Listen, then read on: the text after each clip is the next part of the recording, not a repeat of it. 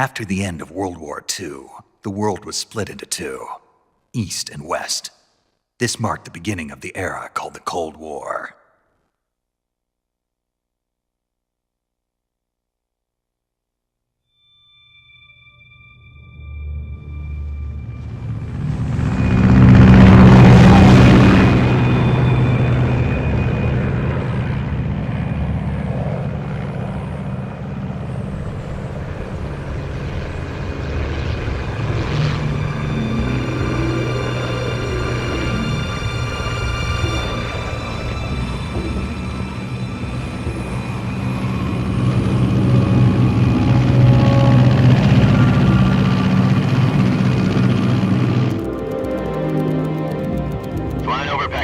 Altitude 30,000 feet.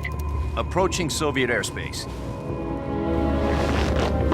20 minutes to drop off. Commencing internal depressurization. Equipment check. Arm main parachute. All right. You ready to go? Drop zone still showing a high pressure mass. Cav okay. Good. We've got high visibility.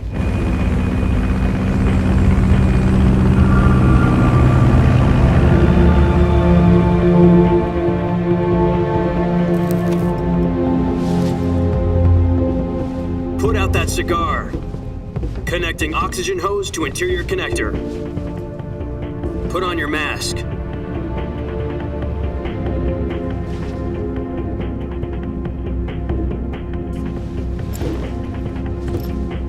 Does this panty waste know what he's doing? Approaching release point. 10 minutes to drop off. Hey, are you deaf? He said put out the cigar and put on your mask.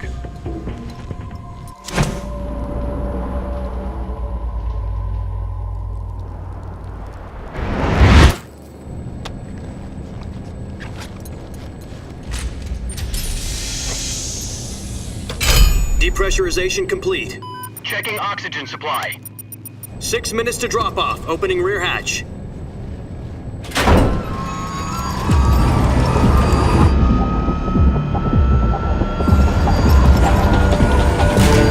Sunrise.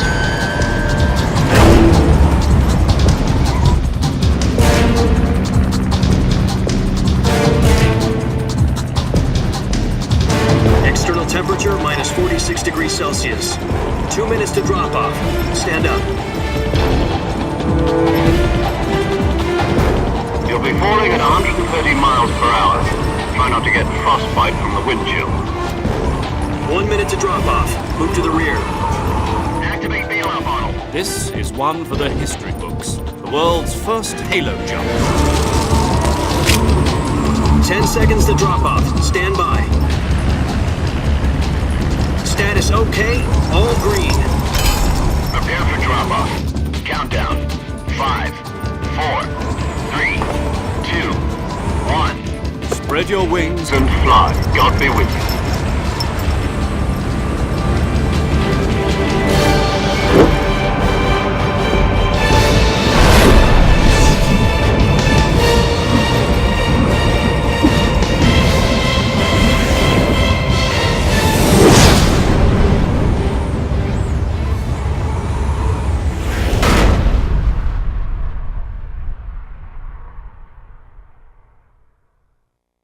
Jack, I've got some important news. The head of the CIA has finally given us the green light for the Virtuous mission. Virtual mission? No, the Virtuous mission. The future of our Fox unit depends on it. If it succeeds, we'll be officially organized into a unit. Virtuous mission?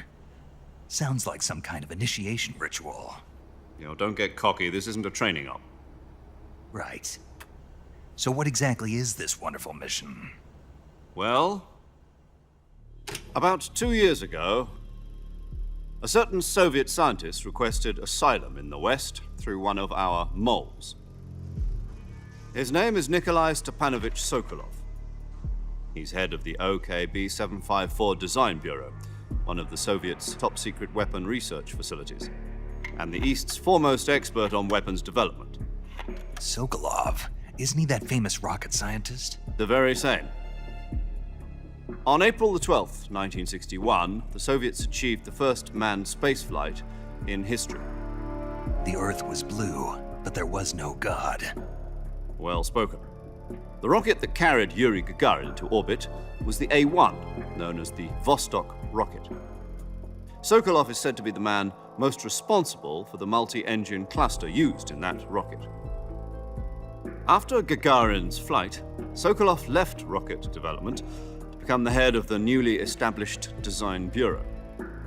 From a lowly technician to head of a design bureau, that's quite a success story, so why do you want to defect? It seems he'd become afraid of his own creations. Afraid? Call it a crisis of conscience. And for that, he left his country and his family behind and went over the fence? Not exactly. One of his conditions was that his family was also to be taken safely to the west. We used a mole to get the family out first and succeeded in sneaking Sokolov over the Berlin Wall shortly afterwards. I was the one who conducted the operation. The security on the eastern side was still full of holes back then. Then what? We got Sokolov over in one piece, but the whole ordeal had left him exhausted, and we checked him into a hospital in West Berlin. It took him 2 weeks and more than 600 miles to get from the research facility in the Soviet Union to Berlin. He was in no condition to say anything coherent. And it was only a week later that we had something much bigger on our hands. The Cuban Missile Crisis. October the 16th, 1962, President Kennedy received word that the Soviets were in the process of deploying intermediate-range ballistic missiles in Cuba. The President demanded that the Soviets dismantle and remove the missiles. At the same time, he announced a naval blockade to prevent further missile shipments from reaching Cuba. But the Soviets didn't back down, instead placing their armed forces on secondary alert. Soviet transport ships carrying missiles continued on course towards Cuba. US and Soviet forces went on alert for an all-out nuclear war. Frantic negotiations were conducted through the UN's Emergency Security Council and unofficial channels to end the hair-trigger standoff. Finally, on October the 28th, the Soviet Union agreed to remove its missiles from Cuba. And so the world avoided a nuclear holocaust. But in order to get the Soviets to pull their missiles out, we had to make a deal. You mean the one where the US agreed to remove its IRBMs from Turkey? No. The Jupiter IRBMs deployed in Turkey were obsolete, and we were going to get rid of them anyway. They had no strategic value whatsoever to either the US or the Russians. The Turkey deal was a ruse, a cover story that was fed to the other intelligence agencies around the world. So what did the Russians really want? Sokolov. They wanted us to return Sokolov. You mean the Soviets pulled out of Cuba just to get their hands on Sokolov? That's right. What the hell was he working on? At the time, we had no idea. We were running out of time. It was either give up Sokolov or risk full-scale nuclear war. In the end, we had no choice. We gave in to Khrushchev's demand. The next day, I got Sokolov, handing him over to agents on the eastern side. Sokolov kept on screaming, "Save me," until he disappeared from my sight. Then a month ago, we received some new information from our moles. About Sokolov? Yes. He was taken back to the research facility and forced to continue working on the weapon in question under KGB supervision. What's more, it's on the verge of completion. So what kind of weapon is it? Base rockets? No, missiles. Such a... I guess you're right. We don't know the details, but it appears to be a new kind of nuclear device. For half a year now, the Soviets have been conducting frequent nuclear tests at Semipalatinsk. Something to do with the weapon, I assume. We're talking about a secret weapon so big that Khrushchev was ready to pull out of Cuba to get it back. Is Sokolov still in the facility? No. According to our intelligence, he's in Selinoyarsk, a place in the mountains about 3 miles to the west that's known as the Virgin Cliffs. The Virgin Cliffs. Nice name for a virtuous mission. They moved him there just recently. Why? Apparently, they're conducting a field test of the weapon, but it's our best chance to get him back. This mission would never have been possible if he was still in the research facility. This is our last chance. Sokolov must have known that too when he contacted us.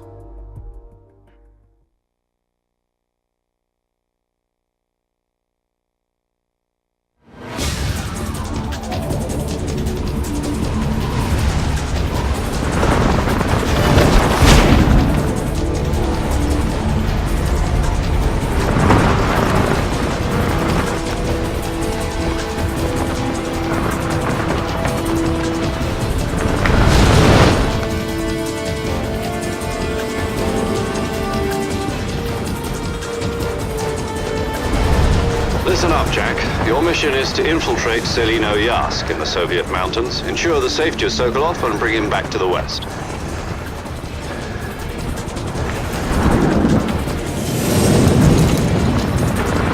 If we don't get Sokolov back before that weapon is complete, we'll be facing a major crisis. The clock is ticking.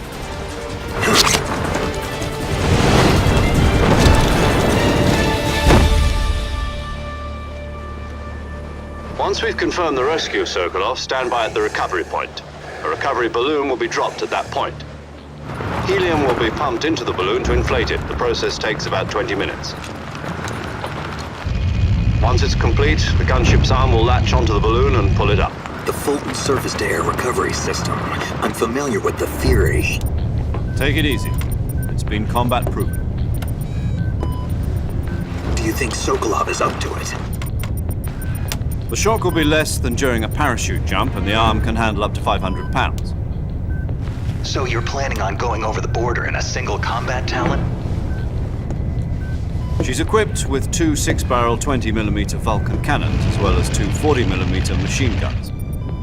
Sounds like she could hold her own against a battalion of tanks. Even with the fuel in the reserve tank, we're facing a 4-hour time limit. If all goes well, it shouldn't take more than a few hours. Home in time for dinner. But if anything goes wrong, you'll be eating dinner, breakfast, and all the rest of your meals in the jungle.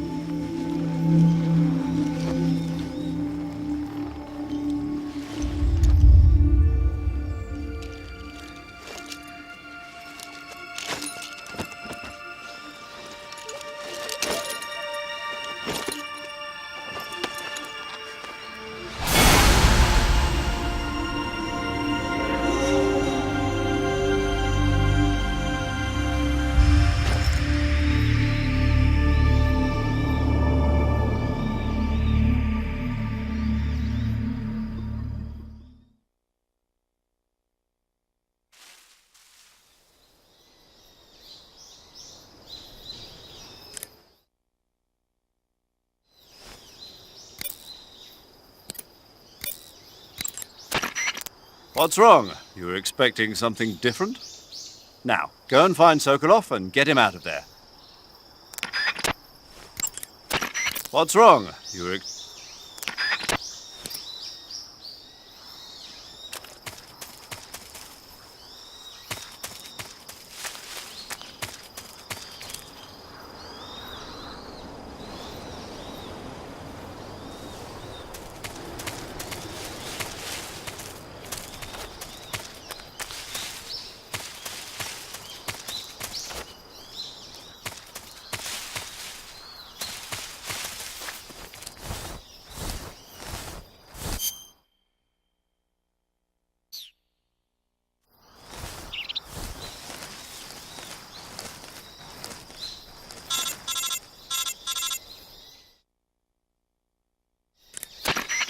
Do you copy?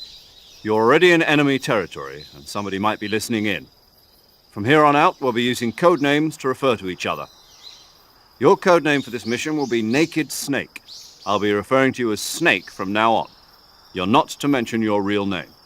Snake? What, you don't like snakes? What do you mean? Well, you've eaten one before, haven't you? In survival training. I'm glad to hear that. I don't know if I'd ever order one in a restaurant, but... Be careful, you might not have a choice. What about you, Major? What should I call you? Let's see. I'll be Tom. Call me Major Tom. Oh, and Snake? Yeah. The crew isn't watching anymore. You can take off the disguise now. Good idea. This isn't right.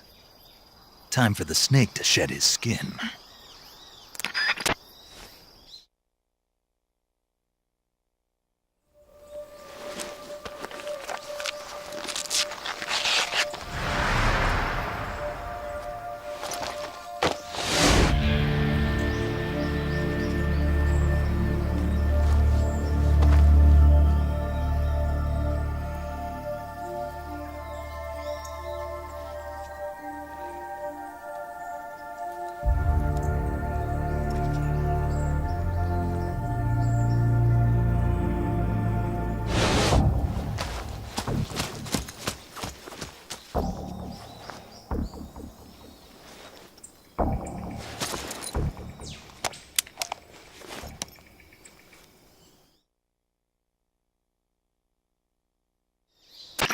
Can you hear me, Major Tom? This is Snake. Kept you waiting, huh? This will be a sneaking mission. You must not be seen by the enemy. You must leave no trace of your presence. Is that clear? This kind of infiltration is the Fox unit's speciality. In other words, weapons and equipment are procured on site. That goes for food as well. You're completely naked, just as your name implies. Great. Now I see why you asked me if I like snakes. I suppose calling me Snake was your idea of a joke, too. No, there's a good reason for that. I'll tell you later when the time is right. Gotcha. Getting back to the subject, how exactly am I supposed to feed myself? You've been issued a knife and a tranquilizer gun. Use them to hunt for food. You'll also find some medical supplies in your backpack. Yeah, about the backpack. I lost it in a tree on the way down. I see. Well, you'd better go back and get it then. You know where it is? No problem. I can see it from here.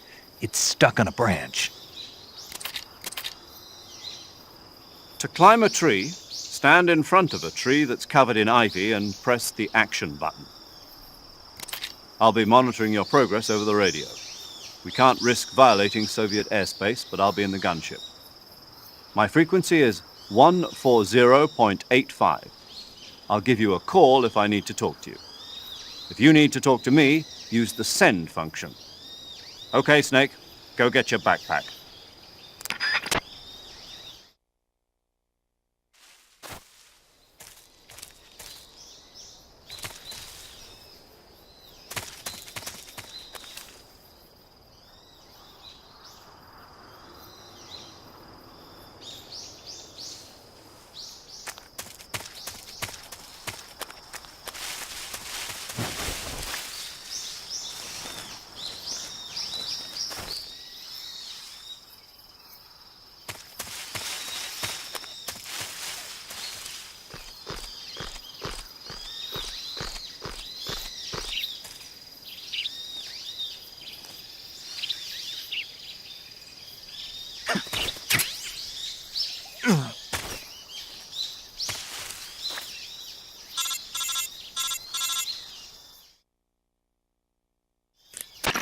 I see you've retrieved your backpack, Snake.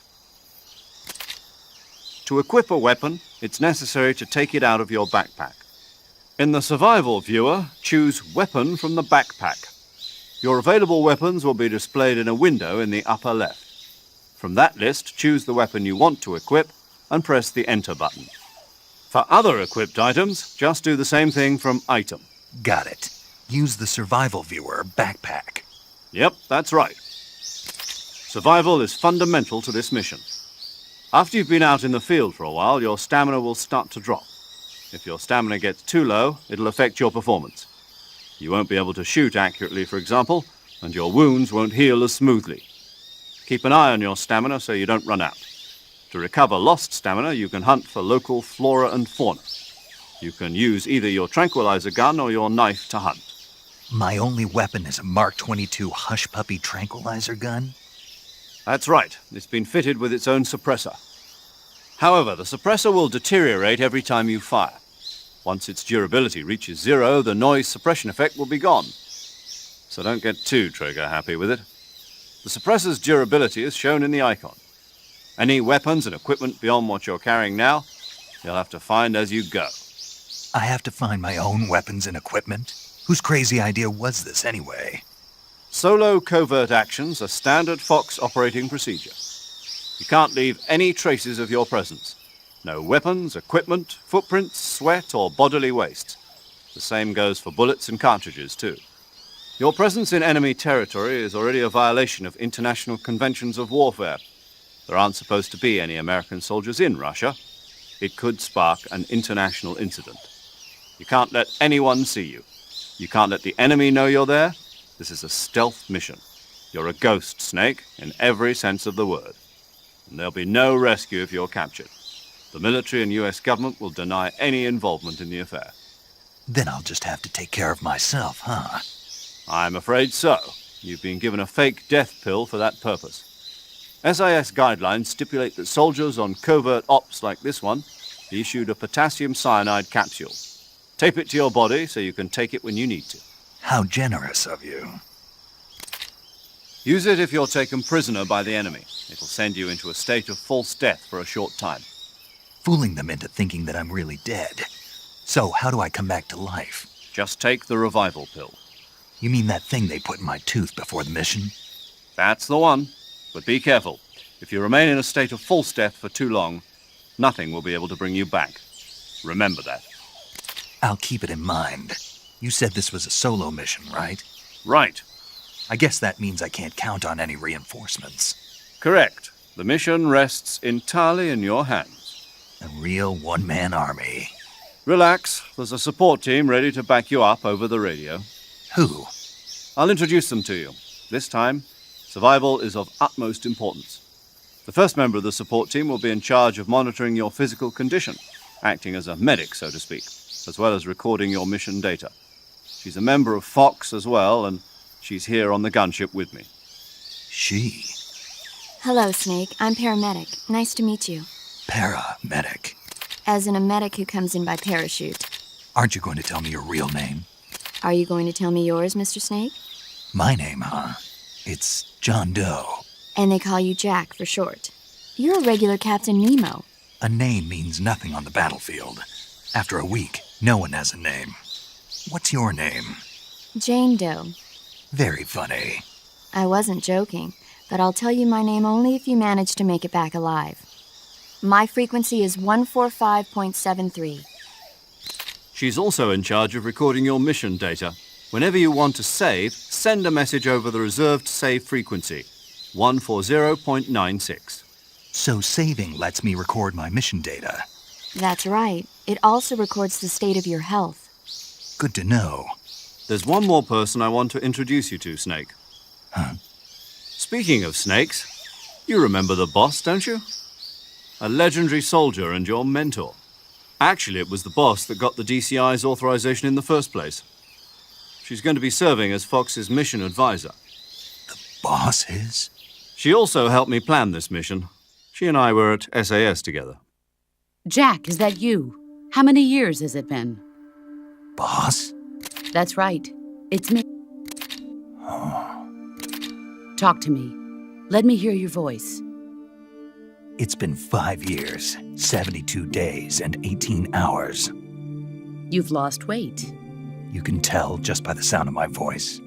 Of course I can. I know all about you. Really? Well, I don't know anything about you. What's that supposed to mean? Why'd you disappear on me all of a sudden? I was on a top-secret mission. You didn't need me anymore. But there were still so many things I wanted you to teach me. No, I taught you everything you needed to know about fighting techniques. I taught you all I could. The rest you needed to learn on your own. Techniques, sure. But what about how to think like a soldier? How to think like a soldier? I can't teach you that. A soldier needs to be strong in spirit, body, and technique. And the only thing you can learn from someone else is technique. In fact, technique doesn't even matter. What's important is spirit. Spirit and body are like two sides of a single coin. They're the same thing. I can't teach you how to think. You'll just have to figure it out for yourself. Listen to me, Jack. Just because soldiers are on the same side right now doesn't mean they always will be. Having personal feelings about your comrades is one of the worst sins you can commit. Politics determine who you face on the battlefield. And politics are a living thing. They change along with the times. Yesterday's good might be tomorrow's evil. Is that why you abandoned me? No, it had nothing to do with you. I already told you, Jack. I was on a top-secret mission. A soldier has to follow whatever orders he's given. It's not his place to question why. But you're looking for a reason to fight. You are a natural-born fighter, but you're not quite a soldier. A soldier is a political tool, nothing more. That's doubly true if he's a career soldier. Right and wrong have no place in his mission. You follow the orders you're given. That's what being a soldier is. I do whatever I have to get the job done. I don't think about politics. That's not the same thing. Sooner or later, it's going to bother you. In the end, you have to choose whether you're going to live as a soldier or just another man with a gun. There's a saying in the Orient, loyalty to the end. Do you know what it means? Being patriotic. It means devoting yourself to your country. I follow the president and the top brass. I'm ready to die for them if necessary. The president and the top brass won't be there forever. Once their terms are up, others will take their place. I follow the will of the leader, no matter who's in charge. People aren't the ones who dictate the missions. Then who does? The times. People's values change over time, and so do the leaders of a country. So there's no such thing as an enemy in absolute terms. The enemies we fight are only enemies in relative terms, constantly changing with the times.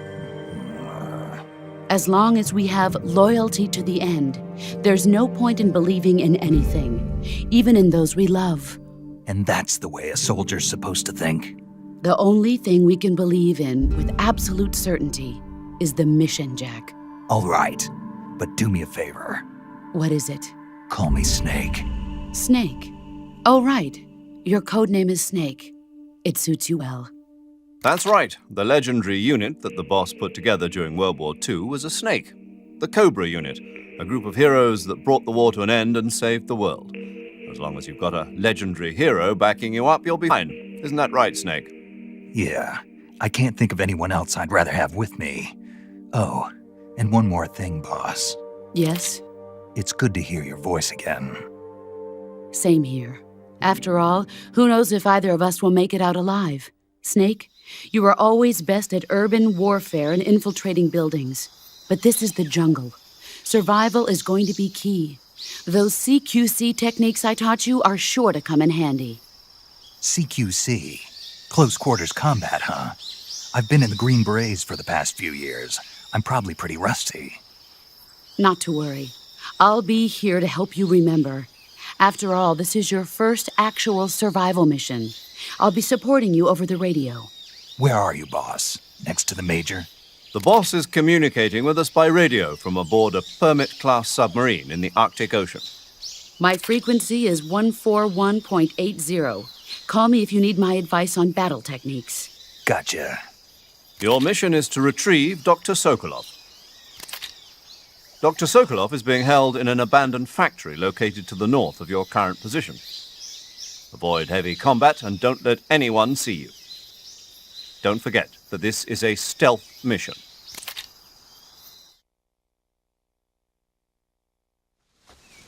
Snake, try to remember some of the basics of CQC.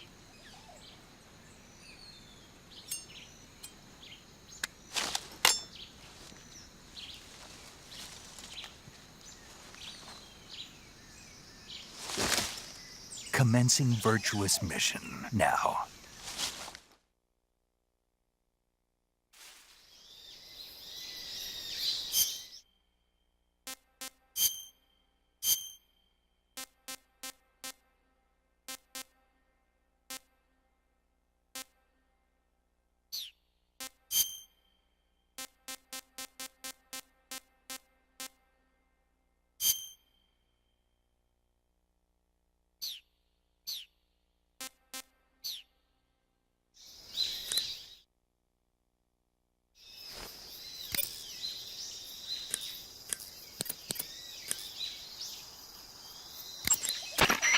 Saving the game, Snake?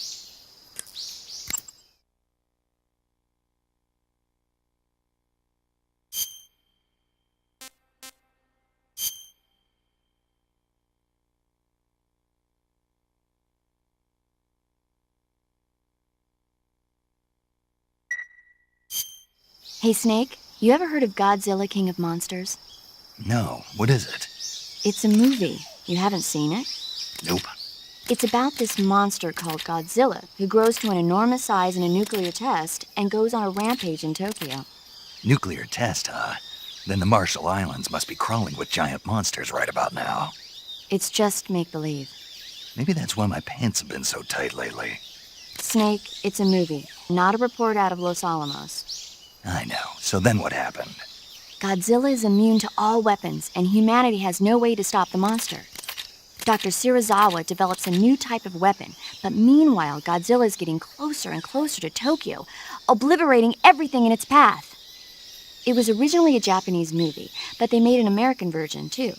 I recommend seeing the original Japanese one if you ever get the chance. It's mostly mindless fun, but it's also got a serious anti-nuke message as well.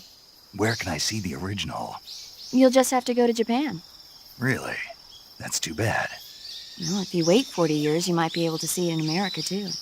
Why's that? 2004 will be Godzilla's 50th birthday. You think they're still going to be making Godzilla movies then? Of course! Everybody loves Godzilla. You sure know a lot about movies. I don't suppose you're the movie-watching type, are you? Not really. Okay, then I'll tell you everything I know. When the going gets tough, movies can save your life. It's always good to be able to look at things from a different perspective when you get in a jam. That's the magic of movies. No kidding. Well, I guess it might at least make a nice distraction. That's the spirit, Snake. Have a little fun.